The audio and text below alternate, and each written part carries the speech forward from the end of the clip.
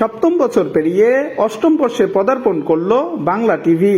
19 মে রোববার Lalmonirhat television journalist association হলরুমে এই অনুষ্ঠান অনুষ্ঠিত হয়েছে।